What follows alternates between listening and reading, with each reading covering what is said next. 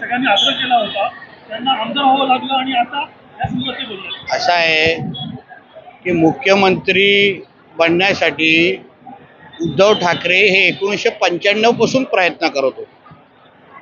षडयंत्र केलं, घाणेरड्या पद्धतीने आदरणीय राणेसाहेब असतील, आदरणीय राजसाहेब ठाकरे असतील, यांच्या विरोधात षडयंत्र केलं. कारण का एकमेव उद्दिष्ट होतं की मुख्यमंत्री बनायचं.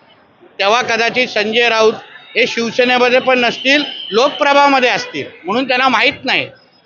मुख्यमंत्री बनण्याचे स्वप्न हे उद्धव ठाकरेंचं पहिल्यापासून होतं आणि म्हणून कुठलाही कोणीही आग्रह केला नाही. त्यांनीच षडयंत्र केलं. तेव्हाही एकनाथ शिंदेंना शब्द दिला आणि तो फिरवला आणि स्वतः मुख्यमंत्री झाले. मुख्यमंत्रीचा राजीनामा देत असताना तेव्हाच सांगितलं, तेव्हा ते मी विधान परिषदेचा राजीनामा देतोय, तेव्हा काय दिलं नाही. लाचारी करून ते आमदारकी ठेवलं आणि आता त्याला माहिती आहे हातातून सगळं निसटलंय, म्हणून अंबादास दानवेला पुढे गेलेला आहे. तेवढाच विषय. म्हणून लाचारेचं दुसरं नाव हे उद्धव ठाकरे आहे. हे कदाचित संजय राजाराम राऊतला माहीत नसेल.